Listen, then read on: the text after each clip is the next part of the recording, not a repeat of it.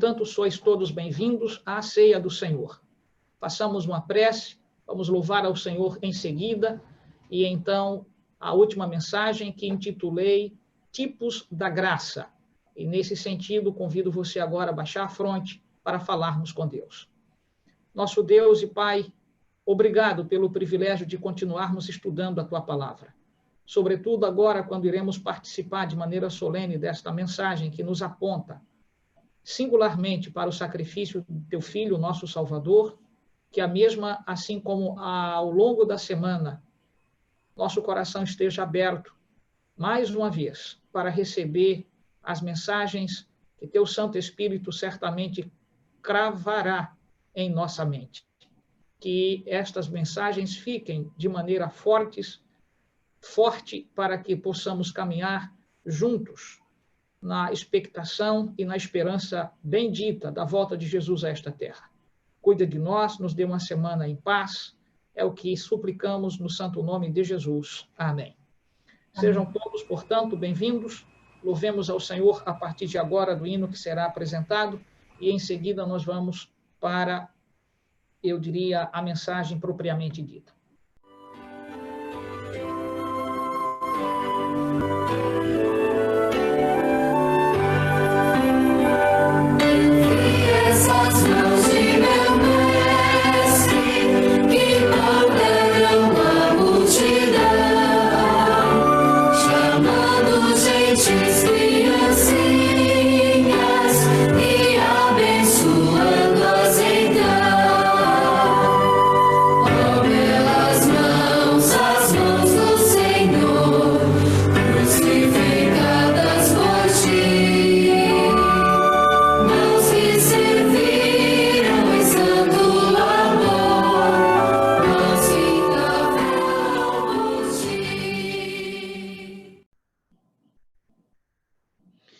Muito bem, mais perto da Bíblia, vamos fazer uma prece mais uma vez. Nosso Deus, Tua palavra está aberta e neste momento te suplicamos que a Tua graça repouse sobre nós, a fim de que possamos compreender de maneira solene esta mensagem que ora se põe diante de nós como título, Tipos da Graça. Em o nome de Jesus pedimos e agradecemos. Amém. Paulo registra assim: porque eu recebi do Senhor o que também vos entreguei, que o Senhor Jesus, na noite em que foi traído, tomou o pão e, tendo dado graças, o partiu e disse: isto é o meu corpo, que é dado por vós, fazei isto em memória de mim. Por semelhante modo, depois de haver ceado, tomou também o cálice, dizendo: este cálice é a nova aliança do meu sangue. Fazei isto todas as vezes que o beberdes em memória de mim. Porque todas as vezes que comerdes este pão e beberdes o cálice, anunciais a morte do Senhor, até que ele venha. Por isso, aquele que comer o pão ou beber o cálice do Senhor, indignamente será réu do corpo e do sangue do Senhor. Examine-se, pois, o homem a si mesmo, e assim coma do pão e beba do cálice. Pois quem come e bebe sem discernir o corpo, come e bebe juízo para si. Observa-se, portanto, que nesta narrativa nós temos diversas verdades aqui expressas. E eu vou elencar 3. A primeira diz respeito ao sentido, ou seja, a sintaxe que Deus colocara na mente de Paulo em particular, revelando estas verdades sobre a ceia, o que ela tipifica em particular. Esta será, então, o que a gente chamaria da segunda mensagem que aqui dentro se encontra. A primeira, o sentido. A segunda, a tipologia.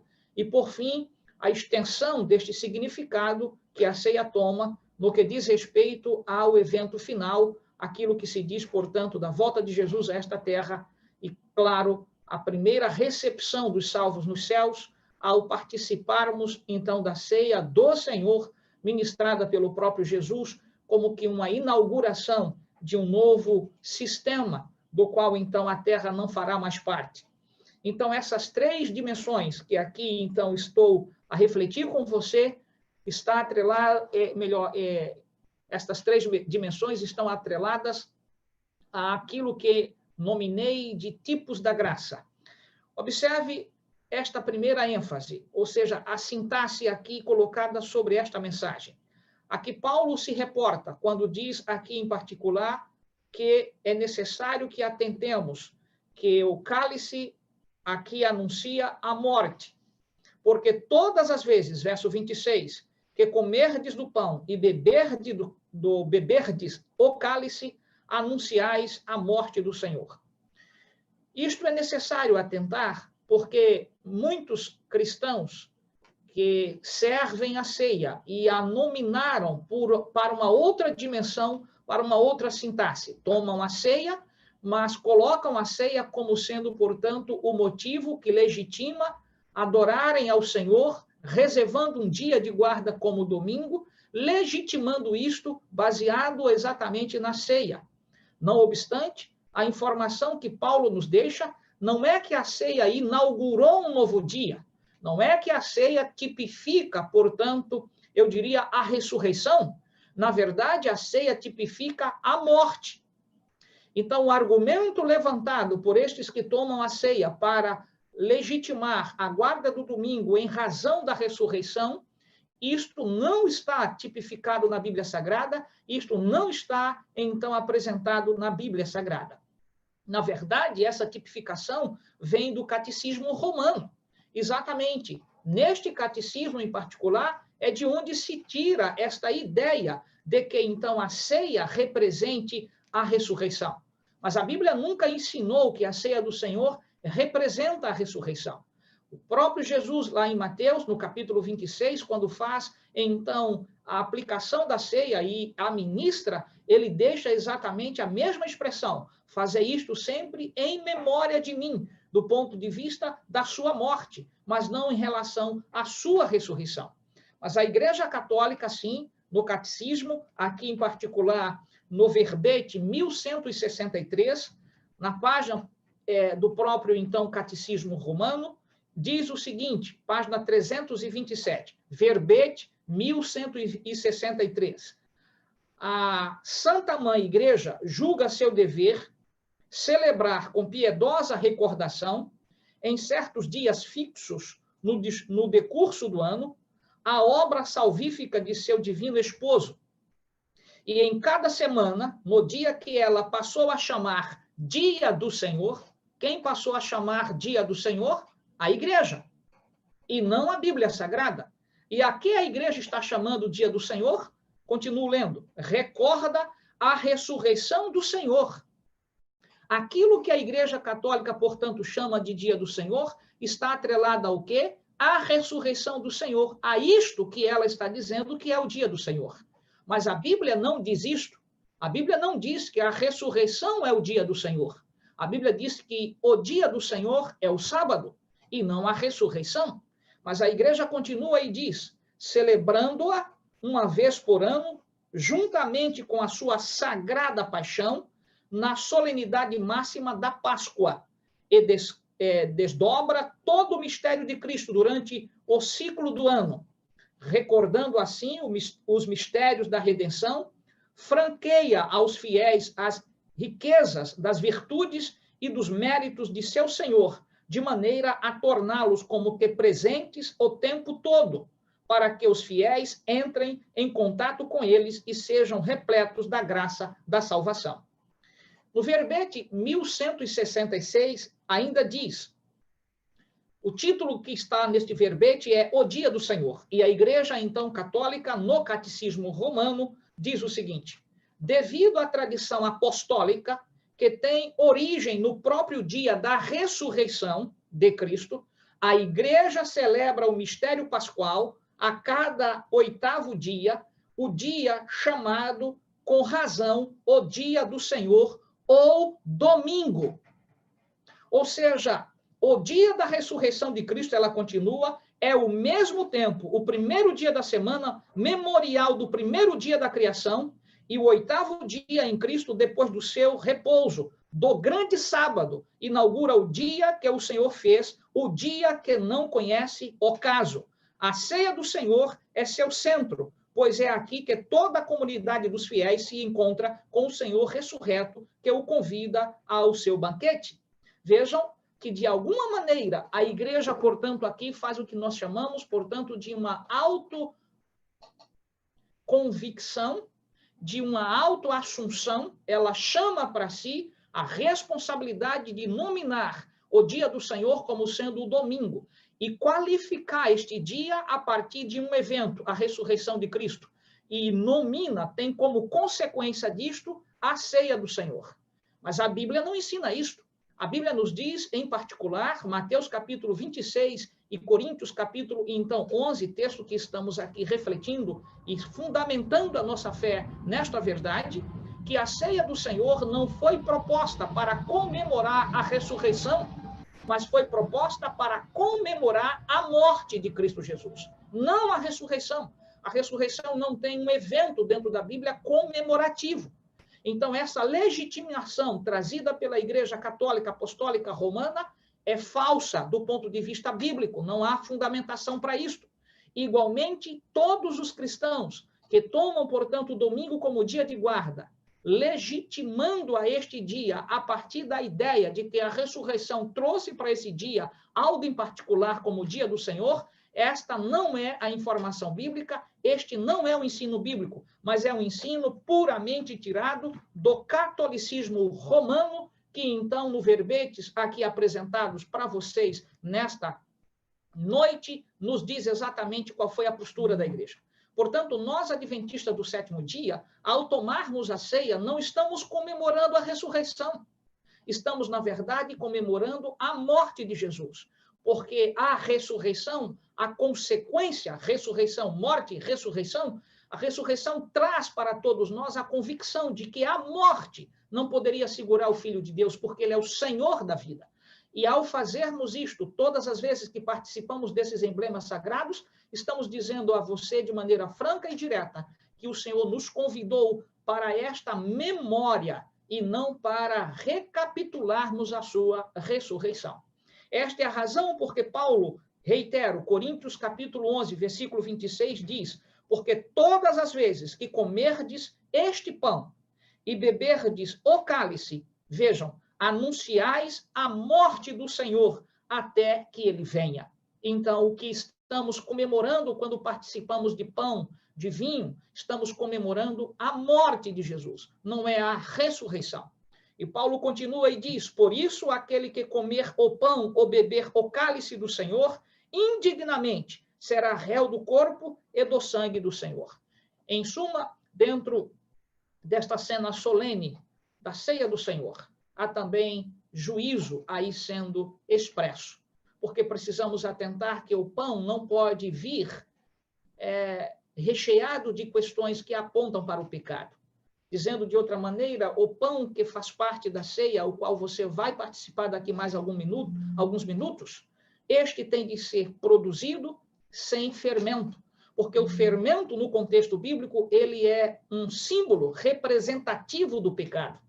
E no corpo de Cristo não há pecado. Ou seja, o pão, como que o emblema representativo do corpo de Cristo, não pode ter nele, portanto, nenhum ingrediente que aponte para o pecado. Mas quando, portanto, colocamos na fabricação do pão, que faz parte ou será utilizado para a ceia, um pouco de sal, ele está em intimidade com os ensinamentos bíblicos, porque o sal é o que traz o sabor para o evangelho, um símbolo de Jesus.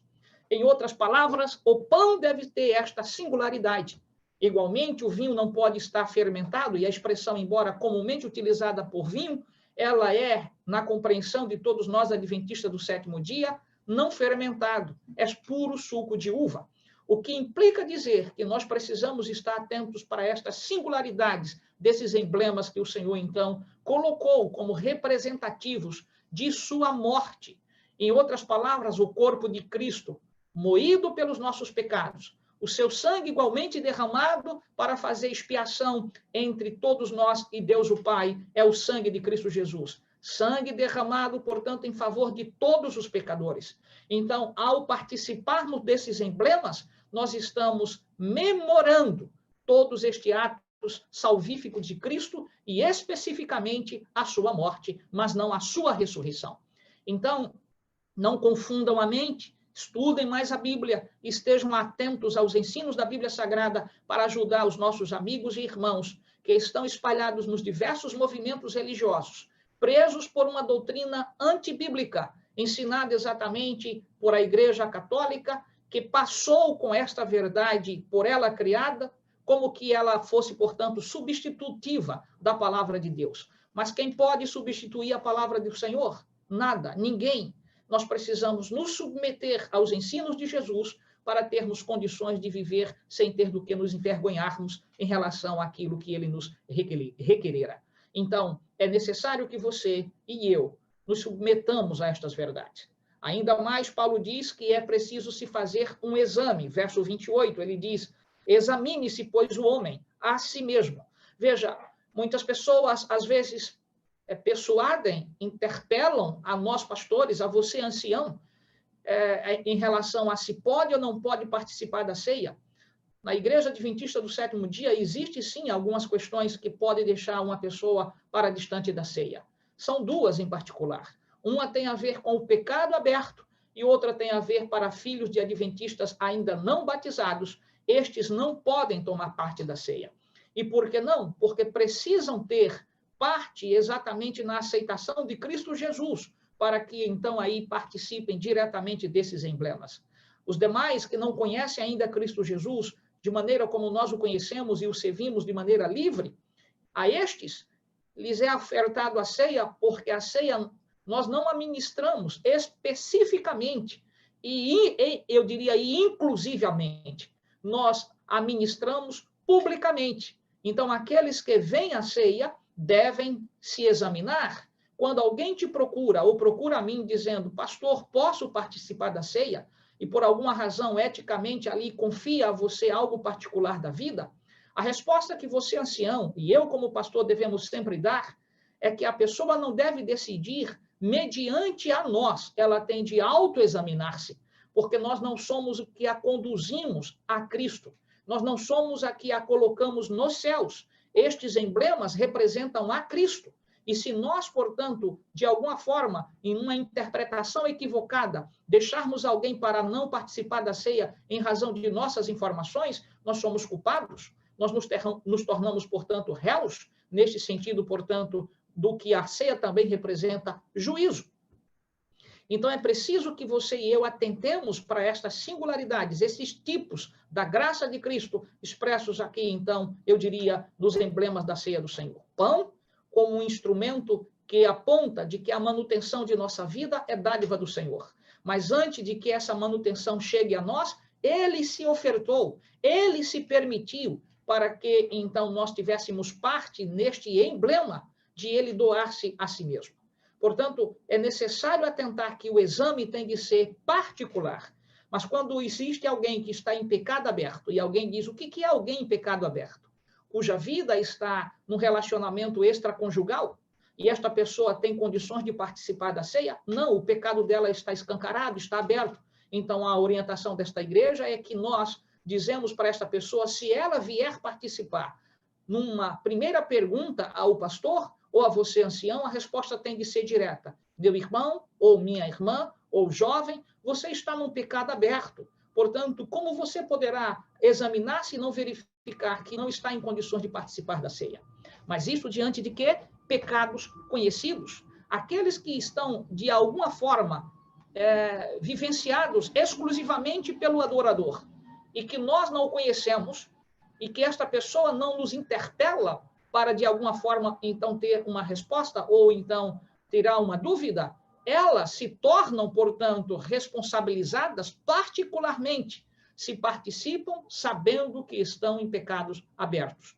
Existem coisas que nós precisamos aqui atentar. Pecado aberto e pecado, portanto, não público é o mesmo sentido. Pecado aberto significa uma pura desobediência da pessoa a algo que conhece que não deve fazer e está fazendo, mas, em consequência, isto se torna público. Este é um lado. Mas o pecado também se torna aberto, mesmo não estando publicizado. E como? Quando a pessoa sabe que está envolvida em algo e mesmo assim este algo ela não abandona e quer participar da ceia e não te procura, não procura também ao pastor. No entanto, há um pastor por excelência que está fazendo o exame da vida dela. Então é necessário atentar para estas singularidades. Portanto, aqui no verso 28, ao examinar-se, uma espécie, portanto, de autoexame, o adorador deve se perguntar se está em condições objetivas para participar da ceia do Senhor, porque, ao contrário, o que diz Paulo aqui, examine para que possa comer o pão e beber do cálice. E ele conclui dizendo, pois quem come e bebe sem discernir o corpo, come e bebe juízo para si, ou seja, para aquela própria pessoa. Dizendo de maneira muito justa, a ceia também é uma cena particular de juízo. Nós precisamos atentar para esta singularidade. Mas você foi convidado ao longo da semana e examinou-se certamente ao longo da semana. O Espírito de Deus fez a obra de que você pudesse lembrar dos seus pecados, para que você pudesse ter acesso a estas verdades, para que você pudesse, então, confessar os seus pecados, para que você resolvesse as suas próprias dificuldades. E o dia da grande, eu diria, festa do Senhor chegou, aonde você e eu somos, então, os agraciados pela manifestação do poder de Deus sobre nós. Então, estes tipos da graça aqui expressos para você, pão e vinho, precisam ser aperfeiçoados em nossa memória, de modo que estejamos conscientes que, ao ministrarmos e participarmos da ceia, estamos trazendo de maneira solene bênção ou maldições, a depender de como me encontro como um adorador. Seja você bem-vindo à ceia do Senhor. Você que fez o seu autoexame, que permitiu que o Espírito de Deus te fizesse lembrar. E se por alguma razão, alguém que me escuta nesta noite, que vai participar da ceia do Senhor, que tem alguma dificuldade, seja com o irmão, ou seja com a esposa, ou vice-versa, antes de se dirigir ao lava-pés, e depois, juntos, para participarmos, então, desses emblemas sagrados, conversem, dialoguem, se perdoem, examinem-se, a fim de que venham para a ceia, com as condições de receberem de Cristo Jesus a sua completude, a sua bênção, porque ele também dissera, felizes são os convidados à ceia do Senhor. Porque um dia, agora estou chegando ao fim, a abordagem numa perspectiva de parousia, a volta de Jesus, e é certo, então, deste sermão escatológico de Cristo, quando dissera que viria o dia em que tomaria a ceia na casa do seu Pai. Onde nós encontramos isto? Abram a Bíblia agora em Mateus capítulo 26 e vejam como o Senhor diz isto aqui. Mateus capítulo 26, especificamente procurem o versículo 26. Enquanto comiam, tomou Jesus um pão e, abençoando, o partiu e deu aos seus discípulos, dizendo, tomai, comei, isto é o meu corpo. A seguir tomou um cálice e, tendo dado graça, o deu aos discípulos, dizendo, bebei dele todos, porque isto é o meu sangue. O sangue da aliança, derramado em favor de muitos, para remissão de pecados. E digo-vos, olha aqui o sermão escatológico, olha aqui a parousia, olha aqui o que se reporta para, então, os céus, e digo-vos, desta hora em diante, não beberei deste fruto da videira. Veja, Jesus usa a expressão fruto, até aquele dia em que o hei de beber novo convosco. Aonde? Louvado seja o nosso Deus. No reino do seu Pai. No reino de Deus. E aqui nós temos o privilégio de fazermos parte deste, então, eu diria, tipos da graça. De que um dia o Senhor Jesus, Ele mesmo, estará ministrando a ceia para todos os que foram convidados nesta terra a obedecerem. Ele agora oferece a ceia na sua própria residência, no seu próprio lar, o lar que ele prepara para todos nós que queremos estar nos céus dos céus. Que você seja parte exatamente deste privilégio em particular. Mais uma vez, reitero as palavras de Jesus, sejam todos bem-vindos à ceia do Senhor. Vamos orar. Senhor, nosso Deus e nosso Pai, obrigado pelos tipos da graça. Que a tua mão repouse sobre nós. Que teu Espírito nos capacite a fazermos parte desses emblemas de maneira solene, em o nome de Jesus. Amém. Sejam, portanto, agora partícipes da atividade do rito particular intitulado Lava-Pés.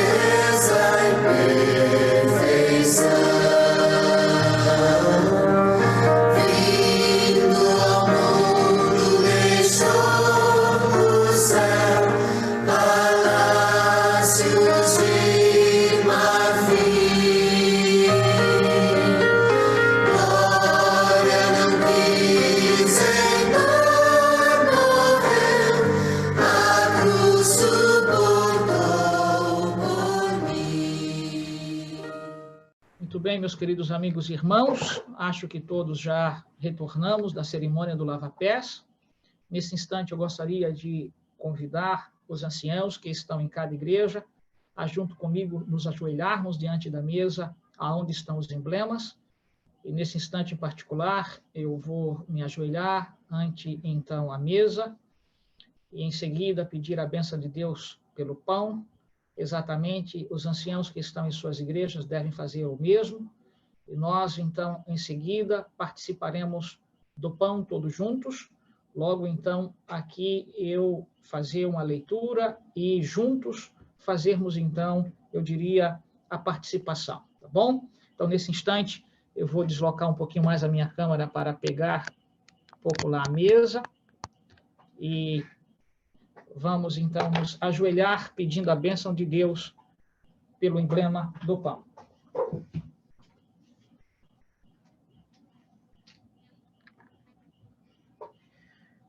Senhor, nosso Deus e amado Pai, em Tua presença nós nos encontramos e neste momento solene, Senhor, te suplicamos que abençoes este pão, símbolo do corpo de Jesus, que foi moído para trazer-nos a graça da salvação.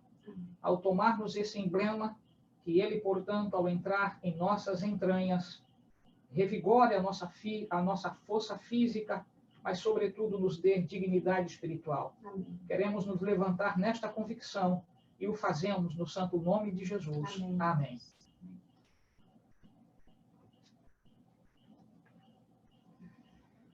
Só um momento.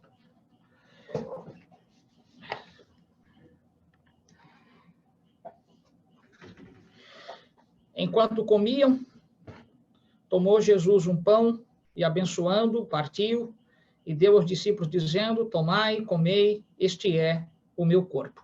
Participemos todos de maneira solene do pão representando o corpo de Jesus.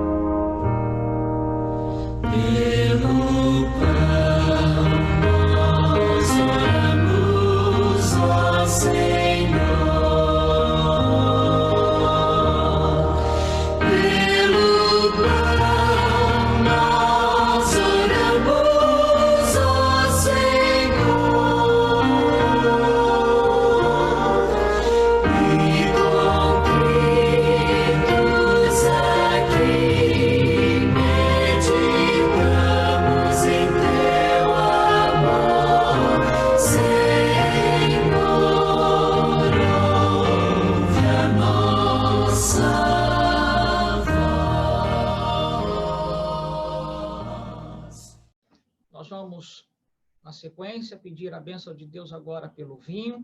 Todos que participamos do pão, participamos igualmente do lava-pés, também somos convidados a nos ajoelhar para pedir a bênção do Senhor. Vamos, portanto, juntos nesse instante.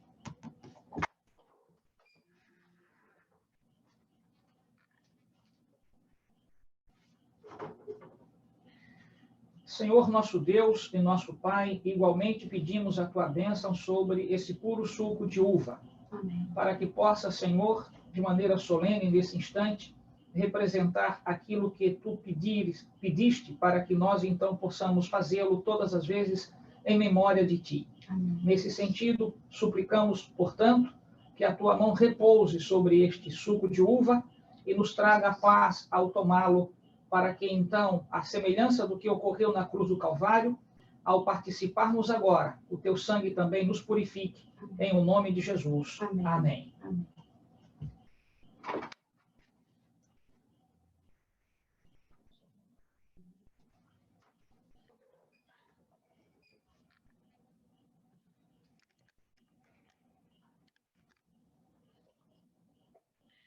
A seguir, tomou Jesus um cálice e, tendo dado graça, o deu aos discípulos, dizendo: bebei deles todos, porque isto é o meu sangue, o sangue da aliança derramado em favor de muitos para a remissão de pecados.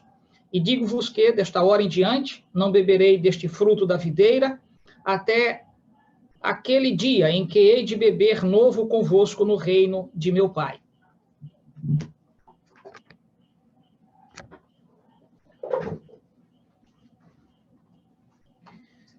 Participemos todos.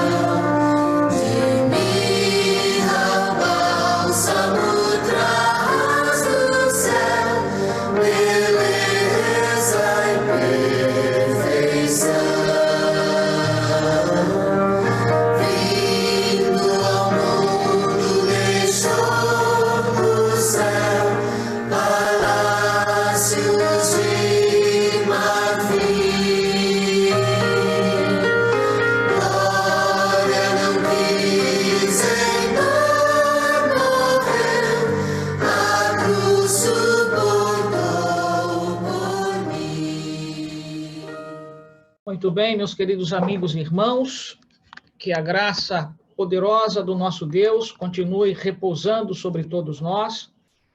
Privilégio participar dos emblemas representativos da morte de Jesus, e certamente este tem sido um momento solene para a Igreja, diante de todas as circunstâncias que nós estamos passando. Alegro-me de ver a participação da Igreja, dos irmãos envolvidos nestes emblemas sagrados, que Deus continue vos abençoando. Eu gostaria de apresentar-lhes apenas 2 lâminas que reservei aqui exatamente para esse instante. Deixa eu botar a tela cheia.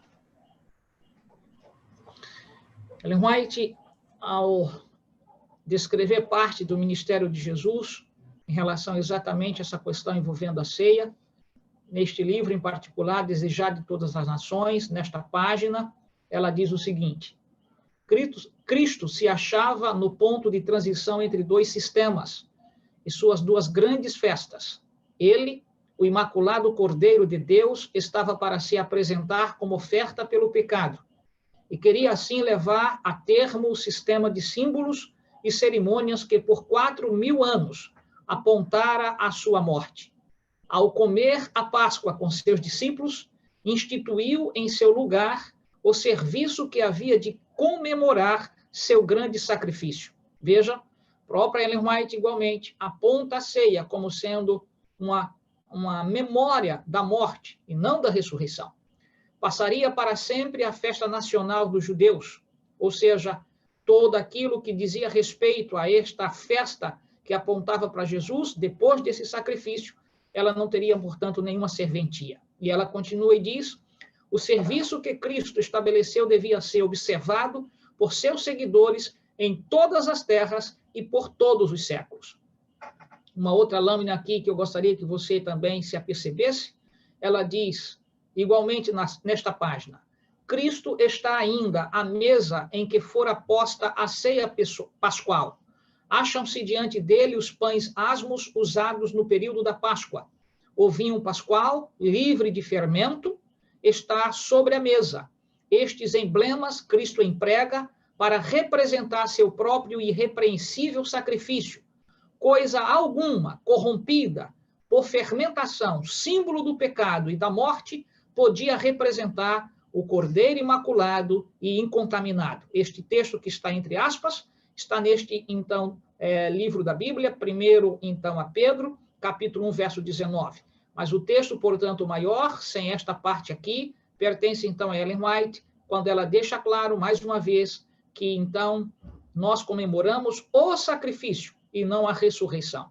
E, ao mesmo tempo, ela evidencia aqui que as coisas que participam dos emblemas representativos da ceia, pão e vinho, não devem ter qualquer coisa em relação à fermentação, ou então, veja, a expressão pães aqui asmos, são aqueles pães sem fermento. Avançando mais um pouco, a última cena, ela diz o seguinte: quando os crentes se reúnem para celebrar as ordenanças, acham-se presentes mensageiros invisíveis aos olhos humanos.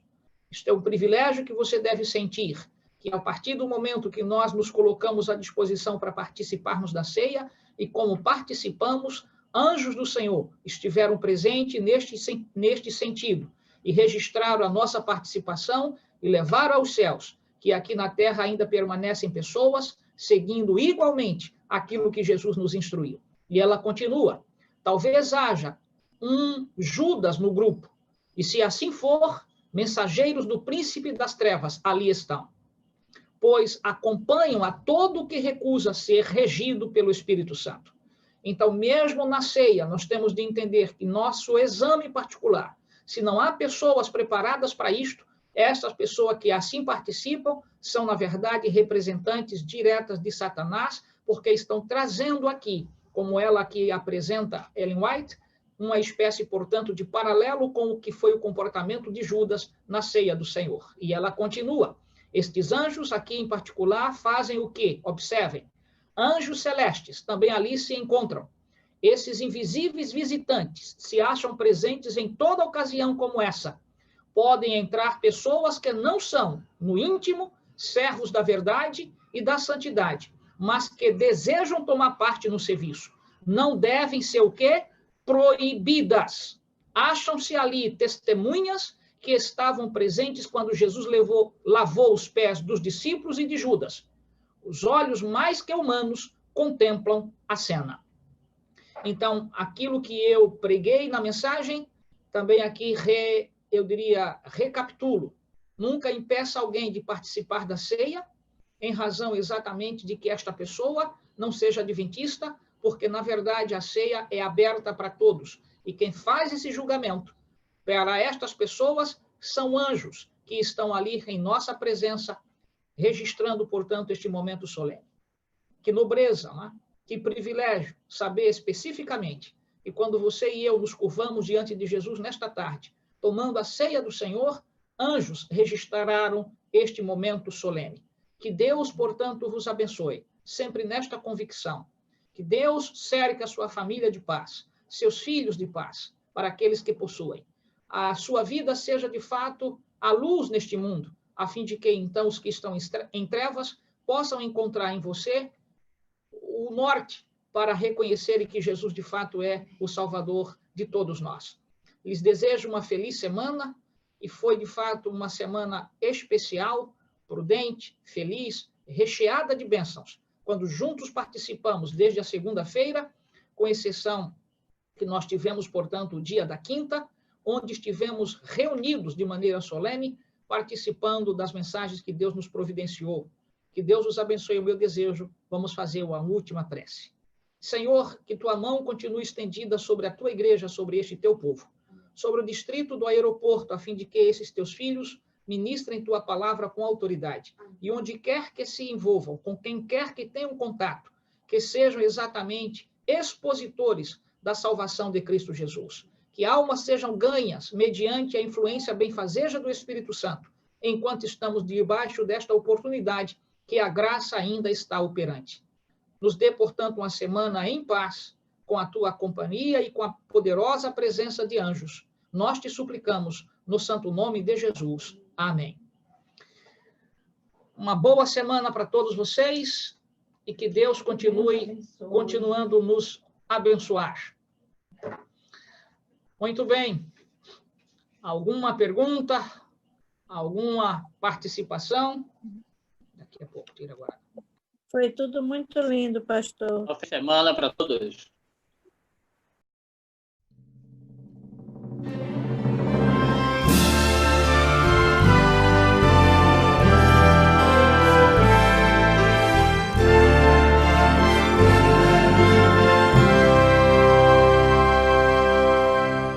Se as ondas desta vida destruírem tua fé e fizerem que duvides de quem breve voltarei, volve os olhos ao passado, vê na cruz o meu sofrer.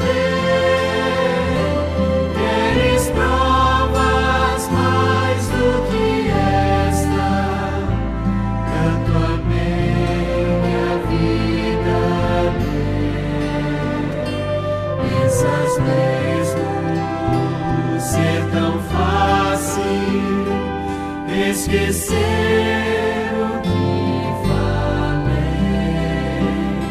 se na história deste mundo já meus pés encorrerei,